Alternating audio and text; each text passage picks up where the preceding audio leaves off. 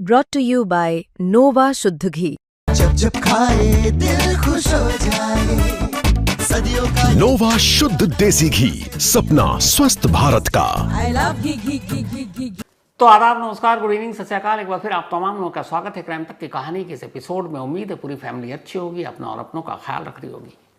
आज की कहानी सुनाऊं उससे पहले एक जुबीन गर्ग, असम की आवाज़, उनकी मौत को लेकर जो सवाल उठ रहे हैं उस पर आपको कुछ अपडेट दे देता हूँ। आपको बताया था कि ठीक जुबीन गर्ग की 13वीं से कुछ घंटे पहले इस मामले में पहली बार 2 गिरफ्तारी हुई थी। एक जुबीन गर्ग के मैनेजर की और दूसरी सिंगापुर में जो north east India cultural festival हुआ था उसके ऑर्गेनाइजर महंता की। महंता को दिल्ली एयरपोर्ट से गिरफ्तार किया गया था, जबकि मैनेजर सिद्धार्थ शर्मा को गुरुग्राम में एक टोल प्लाजा के पास से गिरफ्तार किया गया। दोनों को एक ही फ्लाइट से गुवाहाटी ले जाया गया और दोनों इस वक्त जुडिशियल कस्टडी में जेल में हैं। 14 डेज की जुडिशियल कस्टडी मिली हुई है। सीआईडी की स्पेशल टीम जांच कर रही है मामले की, ये भी आपको बताया। लेकिन अब एक नया अपडेट इसमें यह है कि जुबीन गर्ग की मौत को लेकर 2 और नई गिरफ्तारी अरेस्टिंग हुई है। और इत्तेफाक से ये 2 वो लोग हैं जिनसे लगातार 2 से 3 दिनों तक, बल्कि तीसरे दिन पूछताछ के बाद ही गिरफ्तारी हुई। सीआईडी के दफ्तर में ये दोनों हाजिर थे, उनसे वहाँ 7-7 घंटे एक दिन में पूछताछ हुई और फिर आखिरकार ऑफिशियली असम पुलिस की सीआईडी की स्पेशल इन्वेस्टिगेटिव टीम, जिसको जुबीन गर्ग की मौत की जांच की जिम्मेदारी सौंपी गई है, उन्होंने इन दोनों को ऑफिशियली अरेस्ट करने का ऐलान किया।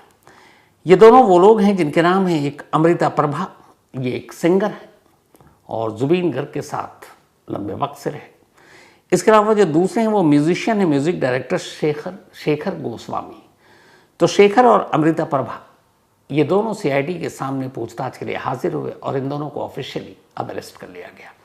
अब सवाल ये है कि इन दोनों को क्यों अरेस्ट किया गया, क्योंकि ऑर्गेनाइज़र और मैनेजर पर तो ये था कि इन लोगों ने लापरवाही बरती, जुबीन गर्ग को पानी में नहीं जाने देना चाहिए था, दिया। इसके बाद जब ये हादसा हुआ तो मेडिकल एड में मदद पहुंचाने के लिए देरी भी की। असल में अमृता प्रभा और म्यूजिशियन शेखर गोस्वामी ये दोनों भी 19 सितंबर को सिंगापुर में उस यॉट पर मौजूद थे जिस यॉट से पानी में छलांग मारी थी जुबीन गर्ग ने। और इसीलिए इनसे लंबी पूछताछ के बाद सीआईडी को लगा कि शायद ये लोग कुछ छुपा रहे हैं और कुछ ना कुछ गड़बड़ है मामले में, और इसीलिए उन्होंने इन दोनों को भी अरेस्ट कर लिया।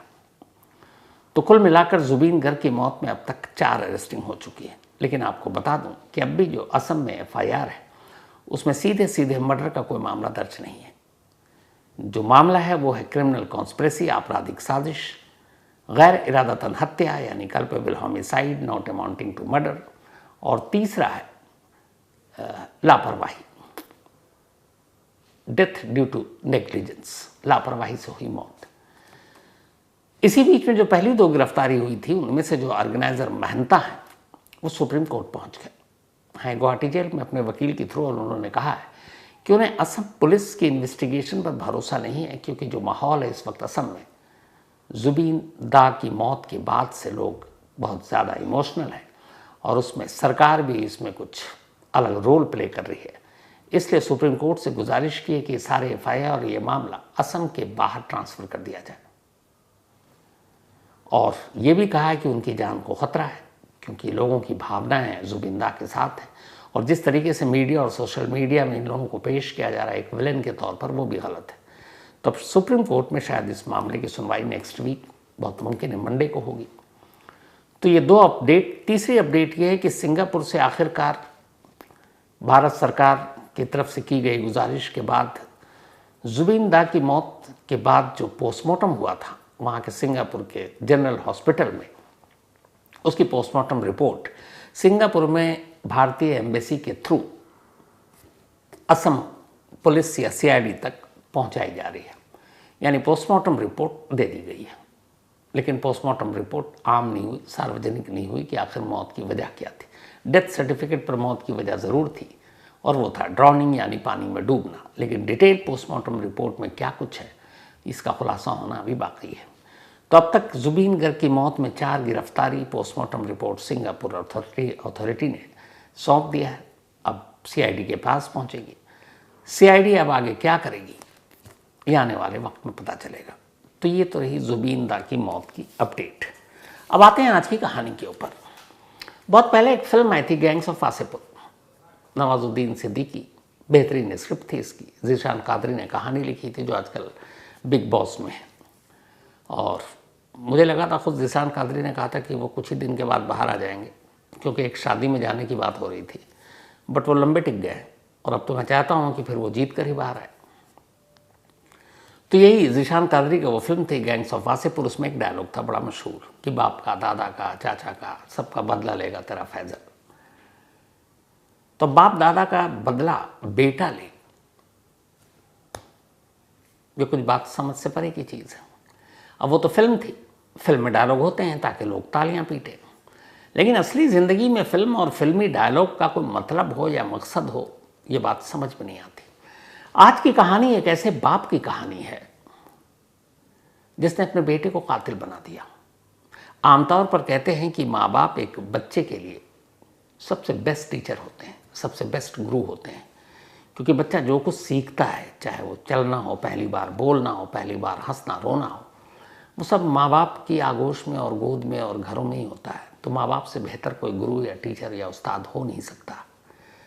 लेकिन अगर कोई माँ बाप या बाप अपने ही बच्चे को, अपने ही बेटे को एक कातिल के तौर पर ट्रेनिंग दे, तैयार करे, पूरे 9 साल तक इंतज़ार करे कि उसका बेटा बड़ा हो और फिर उसके हाथों से वो अपना बदला पूरा करे, अपने बेटे के हाथों से कत्ल कराए। और कमाल की शातिरपना ये कि वो बाप दिन भी गिन रहा है कि उसका बेटा कब 18 साल का होगा, कब बालिग होगा, और बालिग होने से सिर्फ एक दिन पहले, 24 घंटे पहले ही उसके हाथों से कत्ल करवाना है। क्यों? क्योंकि अगर बालिग होने से एक दिन पहले उसके हाथों से कोई खून हो जाता है तो हमारे कानून के हिसाब से फिर वो जुवेनाइल कोर्ट का मामला होगा, यानी उसको बड़ों की जेल में नहीं भेजा जाएगा, नहीं बड़े जैसा मुकदमा चलेगा। तो बच्चों के हाथों होने वाले जुर्म के हिसाब से मुकदमा होगा जिसमें मैक्सिमम पनिशमेंट या सज़ा सिर्फ 3 साल है। तो पूरे 9 साल तक एक बाप बदले की आग में झुलसता रहा और इंतज़ार करता रहा कि उसका बेटा कब बालिग होने की दहलीज पर खड़ा हो। और फिर जैसे ही वो दिन आता है, सचमुच वो बेटा अपने बाप का बदला लेता है, एक कत्ल करके। ये कहानी दिल्ली की है। दिल्ली में एक प्रॉपर्टी डीलर नाम खुशी राम की अपनी ज़िंदगी ठीक ठाक चल रही थी। परिवार में एक बेटा, सब कुछ ठीक था। लेकिन प्रॉपर्टी का धंधा ही ऐसा होता है जिसमें दुश्मनी भी बहुत होती है। तो खुशी राम की इसी प्रॉपर्टी डीलिंग के चक्कर में लखपत सिंह कटारिया नाम के एक और शख्स से झगड़ा हुआ। अब लखपत सिंह कटारिया थोड़े ताकतवर। बात 9 साल पुरानी है, 2016 की। 2016 में यह झगड़ा हुआ। छोटे मोटे झगड़े के बाद एक दिन नौबत ऐसी आई कि लखपत सिंह कटारिया ने अपने लोगों के साथ मिलकर खुशी राम पर हमला कर दिया। खुशी राम को बहुत बुरी तरह पीटा।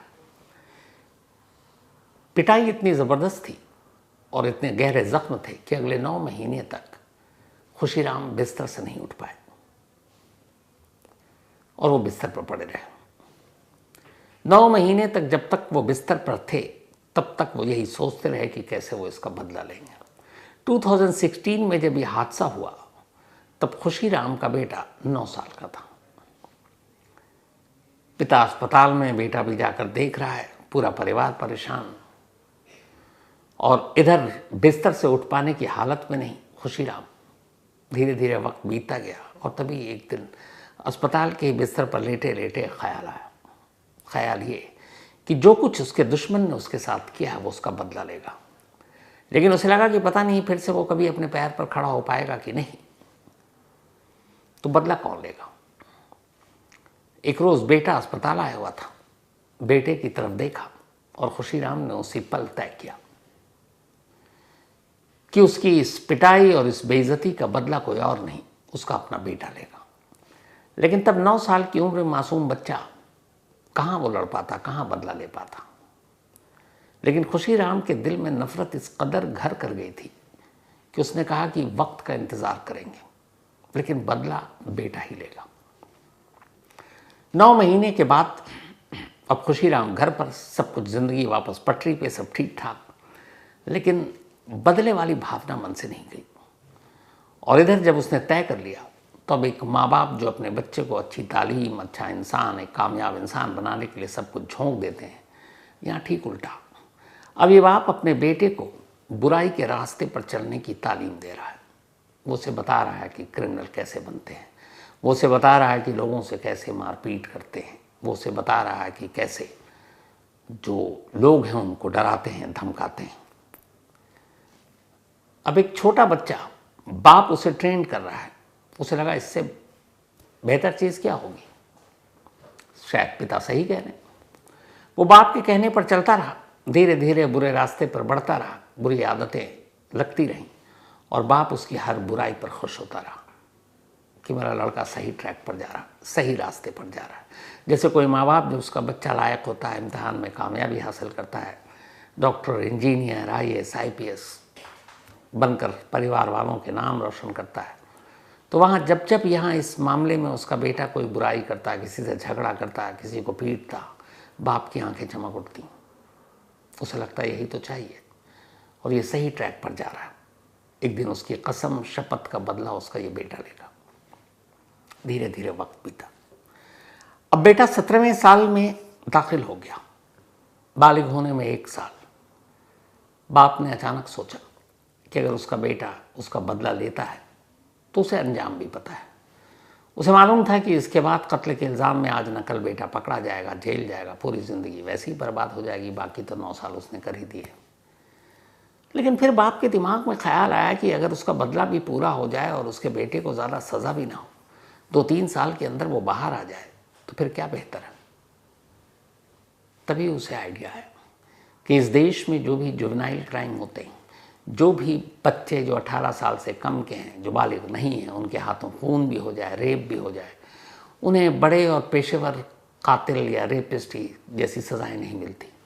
उन्हें तो जेल भी नहीं भेजा जाता, उन्हें सुधार गृह भेजा जाता है और वहाँ आराम से वो 3 महीने, 3 साल के अंदर बाहर आ जाते हैं और वहाँ रहना, खाना पीना सब जेल के मुकाबले बड़ा आरामदेह होता है।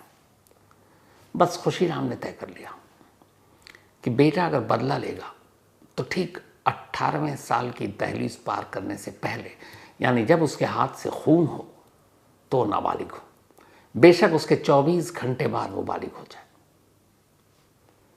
अब धीरे धीरे 18वां साल करीब आ रहा है।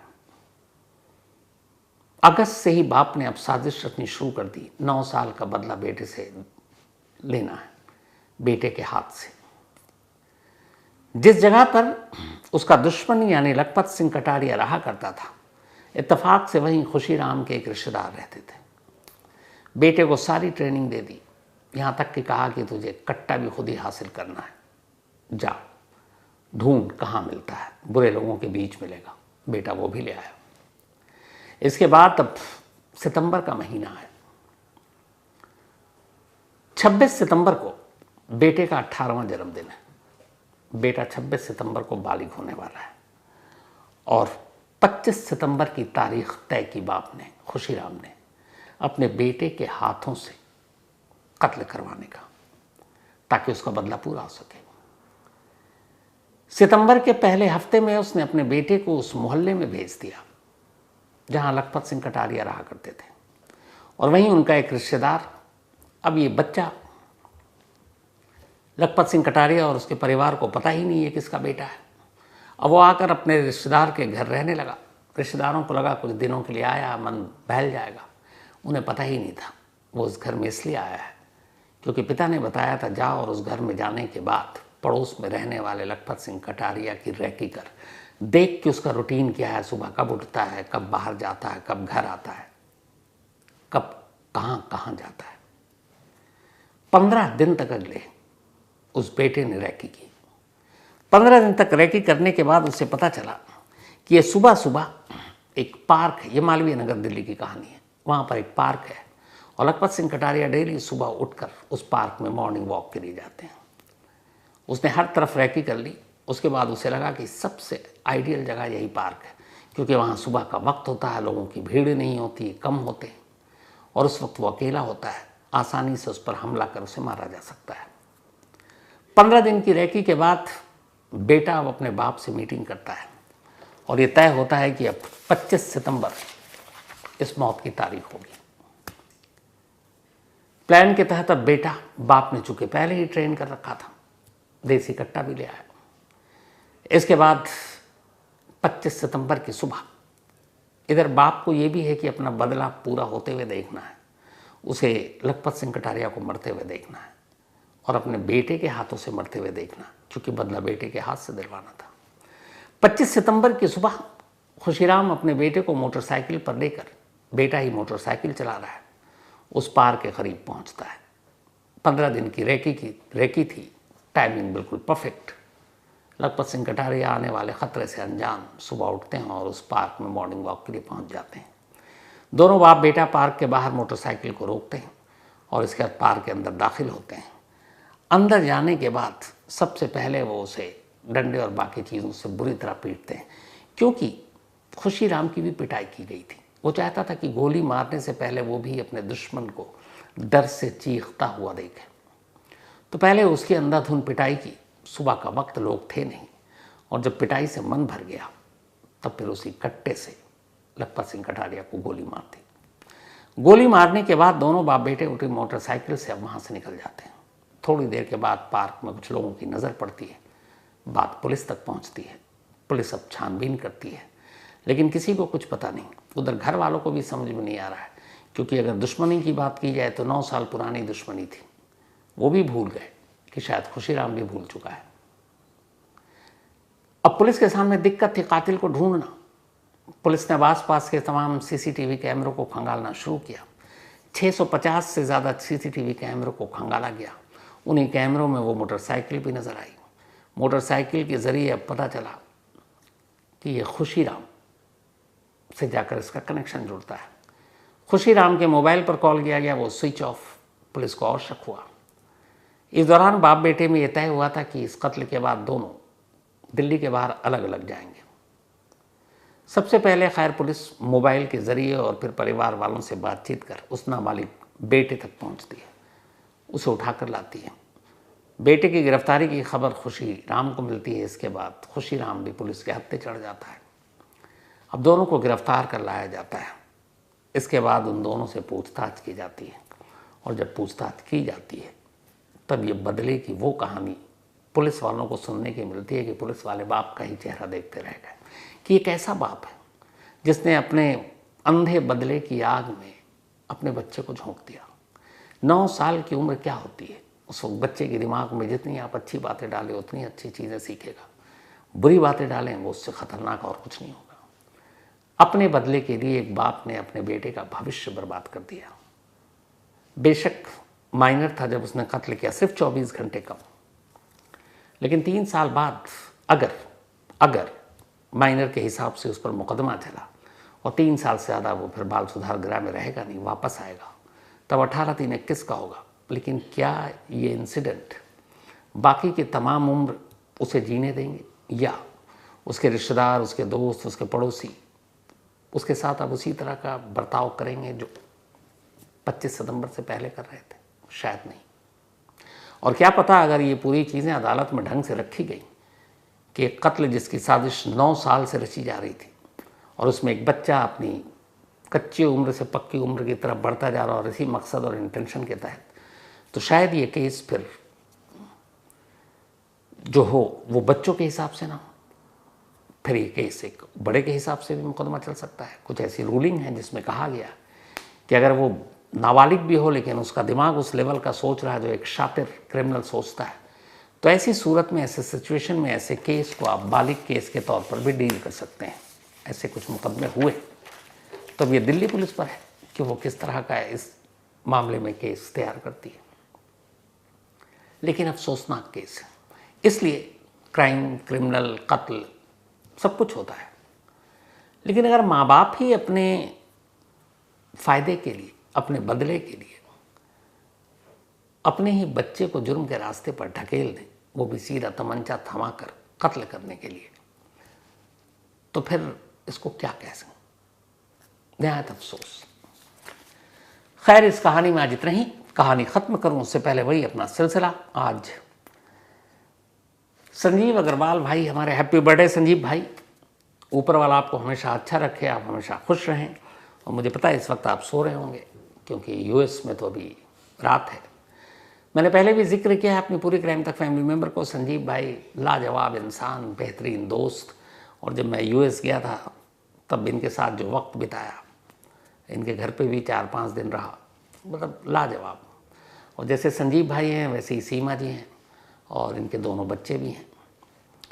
तो आज संजीव भाई का बर्थडे है, शायद पता नहीं आज 18 साल के हो चुके होंगे संजीव भाई। तो हैप्पी बर्थडे संजीव भाई। बस यही दुआ, आप हमेशा अच्छे रहें, खुश रहें और इसी तरह रहें जैसे आप हैं। और इंशाल्लाह जल्दी आपसे मुलाकात होगी और मैं जल्दी आता हूँ पक्का। तो बर्थडे पार्टी फिर आने के बाद करेंगे। Then once again happy birthday Sanjeev भाई। एंड सीमा जी आपको भी बधाई और उम्मीद है पार्टी वार्टी होगी कल तो अच्छा खाना बनाइए, वैसे भी आप खाना बनाने का शौक़ रखती हैं। तो हैप्पी बर्थडे संजीव भाई। साथ ही आज जानवी चतुर्वेदी, इनका भी बर्थडे है। हैप्पी बर्थडे जानवी, हमेशा खुश रहो और तुम लकी हो, तुम्हारे पापा ने तुम्हारे लिए ये भेजा था मेल। और जय शंकर चौबे जी हैं, ये सीआरपीएफ में हैं और इस वक्त मणिपुर में तैनात हैं। तो इन्होंने ये मेल में भेजा है and thank you so much जय शंकर भाई। जब भी आप कभी दिल्ली आना हो या मैं उधर आऊँ तो पक्का आपसे वादा है जो आपने लिखा है मैं मुलाकात करूँगा और मिलूँगा आपसे, मिलकर मुझे खुशी भी होगी। बस आप देश की सेवा इसी तरह करते रहिए। एंड जानवी बेटा हैप्पी बर्थडे, हमेशा खुश रहो, अच्छी रहो, माँ बाप का नाम रोशन करो, खूब पढ़ो लिखो, यही दुआ है। इसके अलावा वायु सिंह का भी आज बर्थडे है। तो हैप्पी बर्थडे वायु, गॉड ब्लेस यू। और ये भेजा है रंजन यादव ने। डॉक्टर सुधा यादव, इनका भी आज बर्थडे है। तो हैप्पी बर्थडे डॉक्टर सुधा यादव जी। और ये डॉक्टर राहुल यादव साहब ने भेजा है, डॉक्टर राहुल की वाइफ हैं डॉक्टर सुधा। तो डॉक्टर एंड डॉक्टर ठीक है, एक पेशे के लोग दो जब घर में हों तो फिर सुना है कि लड़ाई झगड़ा भी कम होता है, क्योंकि दोनों को पता है कि डॉक्टर हैं, इमरजेंसी सर्विस कभी भी हो सकती है, तो कब कहाँ थे, क्यों थे, इतने लेट क्यों, वो सारा ख़त्म हो जाता है क्योंकि दोनों एक दूसरे के पेशे को जानते हैं। तो doctor Sudha ji happy birthday once again. And Rahul भाई थैंक यू। इसके अलावा फूलचंद भाई प्रजापति का भी आज बर्थडे है। तो हैप्पी बर्थडे फूलचंद भाई प्रजापति। और ये भेजा है भावना प्रजापति जी ने, भावना जी के हस्बैंड हैं। भावना जी अब आपने लिखा फूलचंद भाई प्रजापति और भेजा आपने, और आपके ये हस्बैंड हैं, तो कायदे से बीच वाला भाई हटा देना चाहिए क्योंकि आप दोनों पति पत्नी हैं। तो आप सिर्फ फूलचंद प्रजापति ही चलेगा। हैप्पी बर्थडे फूलचंद साहब। और साथ ही इनके बच्चे जो हैं ध्रुविन एंड ध्रुविन प्रजापति, उन्होंने भी भेजा है। इसके अलावा प्रीत भैया का भी बर्थडे है, बल्कि इनका कल था, कल मिस हो गया क्योंकि कल कहानी थी नहीं, मैं भी छुट्टी मना रहा था। तो बिलेटेड हैप्पी बर्थडे प्रीत भैया, आप हमेशा अच्छे रहें और कभी मुलाकात ज़रूर होगी। इसके अलावा प्रीति पाल का भी जन्मदिन है। तो हैप्पी बर्थडे प्रीति, आप हमेशा अच्छी रहो, खुश रहो, यही दुआ है। तो इसी के साथ कहानी में आज इतना ही। अब आपसे मुलाकात होगी कल रात 9 बजे किसी नई कहानी के साथ। तब तक अपना और अपनों का ख्याल रखिएगा। Thank you very much.